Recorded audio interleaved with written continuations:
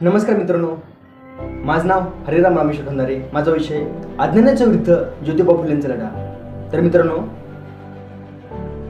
मी आज एका अशा महामानवाबद्दल बोलत आहे ज्यांनी तलवारीच्या जोरावर नव्हे तर ज्ञानाच्या आणि कलमेच्या जोरावर क्रांती घडवून आणली, ज्यांनी विषमतेच्या बेड्या तोडून समतेचा विचार मांडला.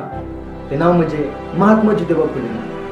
जिंदगी काटू का सफर है हौसला उसकी पहचान है. जिंदगी एक काटू का सफर है हौसला उसकी पहचान है. अरे रास्तों पर तो सभी चलते हैं, कोई जो रास्ते बनाए वो इंसान नहीं, कोई जो रास्ते बनाए वो इंसान नहीं. मित्रो, 18व्या शतकात जेव्हा समाज अज्ञानाच्या अंधारात चाचपडत होता तेव्हा ज्योतिबा नावाचा सूर्य हा पुण्यामध्ये उगवला.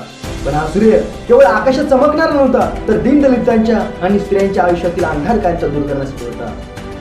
जेव्हा माणसाला माणूस म्हणून जगण्याचा अधिकार नव्हता, स्त्रियांचे जीवन हे चूल आणि मूलपर्यंतच मर्यादित होते, स्त्रियांना शिक्षण घेणे हे महापाप समजले जायचे. अशा काळामध्ये महात्मा फुलेंनी अज्ञानाविरुद्ध युद्ध पुकारले.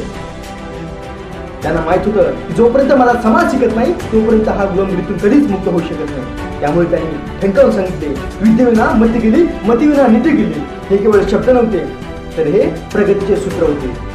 जो शिकतो तो विचार करतो, आणि जो विचार करायला लागतो त्याला कोणी गुलाम करू शकत नाही. ते म्हणतात ना, मंजिलें उन्हीं को मिलती है जिनके सपनों में जान होती है. मंजिलें उन्हीं को मिलती है जिनके सपनों में जान होती है. यूं ही पंख होने से कुछ नहीं होता मेरे दोस्त, क्योंकि हौसलों से उड़ान होती है, हौसलों से उड़ान होती है. ज्योतिबांना पावलोपावली ठोकरे लागली, त्यांना दगड मारले, शेण फेकले आणि स्वतःच्या घरातून बाहेर काढले, तरी पण डगमगले नाही. ज्योतिबा डगमगले नाही. त्यांनी सावित्रीमाईला साक्षर करून या देशातली पहिली स्त्री शिक्षिका तयार केली, आणि या अज्ञानाविरुद्ध हे केलेला त्याच्या शिक्षणाचा पहिला प्रहार होता. मित्रो, ज्योतिबा स्वतःसाठी लढले नाही, ते लढले दीन दलितांसाठी, ते लढले स्त्रियांसाठी, ते लढले या अज्ञानाच्या विळख्यातून व अंधश्रद्धेच्या विळख्यातून समाजाला बाहेर काढण्यासाठी.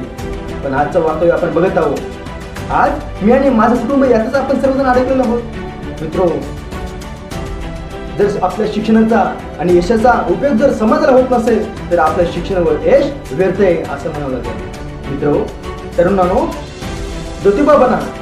जो आज आपल्याला कुणावर गोळ्या घालायचं नाही किंवा आपल्याला पाण्यासाठी लढायचं नाही. आजचा ज्योतिबा तोच आहे की जो व्यसनाच्या गुलामगिरीतून स्वतःला मुक्त करतो. आजचा ज्योतिबा तोच आहे जो अज्ञानाचा अंधार शिक्षणाने दूर करतो. आजचा ज्योतिबा तोच जो आपल्या स्वतःच्या कष्टाच्या घामाने स्वतःचे भविष्य उजळतो. आजच्या तरुणाला माझा एकच प्रश्न आहे. आज आपल्याकडे इंटरनेट आहे, शाळा आहेत, पुस्तकं आहेत, पण तरीही आज आपण अज्ञानाच्या अंधारात का आहोत? फेसबुक व इंस्टाग्रामवर तासनतास घालवणारा तरुण जर महापुरुषांचे विचार वाचत नसेल तर आजही आपण अडाणी आहोत असं म्हणावं लागेल. मित्र, जर आपल्याला खरंच ज्योतिबा फुलेंचे वारसदार म्हणून स्वतःला घ्यायचा असेल तर केवळ त्यांचे फोटो भिंतीला टांगून त्यांना हार घालू नका, तर त्यांचे विचार आपल्या बुद्धीमध्ये उतरवा व स्वतः शिका व इतरांना बी शिकवा. चला तर मग हे अज्ञानाचा अंधार शिक्षणाने दूर करूया व ज्ञानाचा दिवा घरोघरी पेटवूया. एवढं बोलून माझे 2 शब्द संपवितो. जय हिंद, जय भारत, जय ज्योती, जय क्रांती.